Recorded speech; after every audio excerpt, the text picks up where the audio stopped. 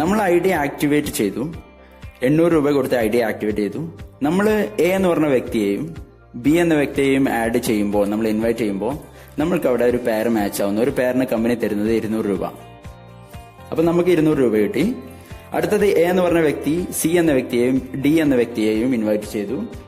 അപ്പൊ എ എന്ന വ്യക്തിക്ക് അവിടെ 200 രൂപ കിട്ടി, ഒരു പെയർ മാച്ച് ആയപ്പോൾ. ബി എന്ന വ്യക്തി അതുപോലെ തന്നെ ഇ എന്ന വ്യക്തിയെയും എഫ് എന്ന വ്യക്തിയെയും ഇൻവൈറ്റ് ചെയ്തപ്പോൾ അവർക്ക് ബി എന്ന വ്യക്തിക്കും കിട്ടി 200 രൂപ. നമുക്കവിടെ അവരിൽ നിന്ന് 2 പേര് മാച്ച് ആയത് കാരണം നമുക്കവിടെ 400 രൂപ കിട്ടി.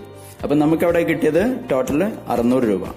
ഡെയിലി സീലിംഗ് ലിമിറ്റ് 25 പേയേഴ്സ് ആണ്, 5000 റുപ്പീസ്. ഓക്കെ, 25-ൽ കൂടുതലായാൽ ബാക്കി വാഷ് ഔട്ട് ആയി പോകും ക്യാഷ്.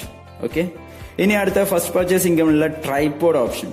ഒരു പാൻ കാർഡ് ഉപയോഗിച്ചിട്ട് 3 ഐഡിയ എടുക്കാൻ പറ്റും. നിങ്ങളുടെ ഒരു പാൻ കാർഡ് ഉപയോഗിച്ചിട്ട് നിങ്ങൾക്ക് 3 ഐഡിയ എടുക്കാൻ പറ്റും. അതിനുള്ള ബെനിഫിറ്റ് എന്താണെന്ന് വെച്ചാൽ ഈ 2 പുതിയ ഐഡിയ നിങ്ങൾ എടുക്കുന്നതോടുകൂടി നിങ്ങളുടെ ഒരു പേരോടെ മാച്ച് ആവുന്നു. അങ്ങനെ നിങ്ങൾക്ക് ഒരു മെയിൻ അക്കൗണ്ടിലേക്ക് 200 രൂപ കിട്ടുന്നു. ഇനി നിങ്ങൾ വീണ്ടും വേറെ ആള് കൊണ്ടുവരികയാണെന്നുണ്ടെങ്കിൽ അവര് രണ്ടാമത്തെ അക്കൗണ്ടിലേക്ക് ജോയിൻ ചെയ്യിപ്പിച്ചു കഴിഞ്ഞാൽ രണ്ടാമത്തെ അക്കൗണ്ടിന് അവിടെ 2 പേർ ഒരു പേർ മാച്ച് ആയത് കാരണം 200 രൂപ കിട്ടുന്നു. മൂന്നാമത്തെ അക്കൗണ്ട് സി എന്ന വ്യക്തിയെയും ഡി എന്ന വ്യക്തിയെയും ആഡ് ചെയ്യുമ്പോൾ മൂന്നാമത്തെ അക്കൗണ്ടിന് അവിടെ 200 രൂപ കിട്ടുന്നു. അങ്ങനെ നിങ്ങളുടെ മെയിൻ അക്കൗണ്ടിന് അവിടെ എക്സ്ട്രാ 400 രൂപ കിട്ടുന്നു. ടോട്ടൽ നിങ്ങൾക്ക് കിട്ടുന്ന 3 അക്കൗണ്ടിൽ നിന്നുകൂടി 1000 റുപ്പീസ്.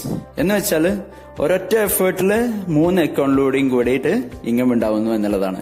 നമുക്ക് ഇതിൽ മൂന്നാമത്തെ 2 side, left and right side നമുക്ക് ആഡ് ചെയ്യാൻ പറ്റുള്ളൂ, പിന്നെ വേറൊരു സൈഡ് നമുക്ക് ആഡ് ചെയ്യാൻ പറ്റില്ല. അപ്പം പിന്നെ നമുക്ക് ഇനി അടുത്ത ആഡ് ചെയ്യാനുള്ള ആളുകളൊക്കെ ഇവരുടെ അടിയിലാണ്. അപ്പൊ ഈ 2 സൈഡും നമ്മൾ തന്നെ എടുത്തു കഴിഞ്ഞാൽ നമുക്ക് അവിടെ ഡബിൾ ബെനിഫിറ്റ് ആണ്.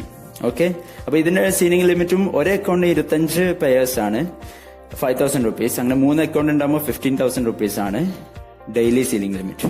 ഓക്കെ, ഇനി അടുത്ത റീപർച്ചേസ് പ്രോഡക്ട്സിൽ നിന്നുള്ള ഇൻകം. നമ്മൾ റീപർച്ചേസ് കാറ്റഗറിയിൽ നേരത്തെ പറഞ്ഞ പോലെയുള്ള items, grocery items, beauty and hygiene, kitchen accessories, family care, snacks and chocolates, ഇങ്ങനത്തെ ഐറ്റംസ്. ഇതിലൂടെ നമുക്ക് 18 ലെവലിനുള്ള കമ്മീഷൻ ഉണ്ട്. നമ്മൾ ഡയറക്റ്റ് ആയിട്ട് കൊണ്ടുവരുന്ന കസ്റ്റമേഴ്സ് അല്ലെങ്കിൽ റെഫറൽസ് എന്ന് പറഞ്ഞത് ലെവൽ 1-ലാണ് ഉണ്ടാവുക. ലെവൽ 1-ൽ നിന്നുള്ള കമ്മീഷൻ 50%. അവരുടെ ബിസിനസ് വോളിയത്തിന്റെ 50% ആണ്, 50% നമ്മുടെ കമ്മീഷൻ. ഇനി അവര് വേറെ ആളെ ഇൻവൈറ്റ് ചെയ്യുകയാണെന്നുണ്ടെങ്കിൽ അത് ലെവൽ 2 ആണ്. നമ്മളെ ലെവൽ 2, അവരുടെ ലെവൽ 1. അതിൽ നിന്നും നമുക്ക് കിട്ടുന്ന കമ്മീഷൻ എന്ന് പറഞ്ഞാൽ 15%, അവർക്ക് കിട്ടുന്നത് 50%. അങ്ങനെ നമുക്ക് 2 പേരല്ല എത്ര പേരെ വേണമെങ്കിലും കൊണ്ടുവരാം ലെവൽ 1-ൽ. ഓക്കെ, അങ്ങനെ 18 ലെവലിൽ നിന്നുള്ള ഇൻകം ഉണ്ട്. 18ാമത്തെ ലെവലിൽ നമ്മുടെ കമ്മീഷൻ 0.75% ആണ് അവരുടെ ബിസിനസ് വോളിയത്തിന്റെ. അപ്പൊ നമ്മൾ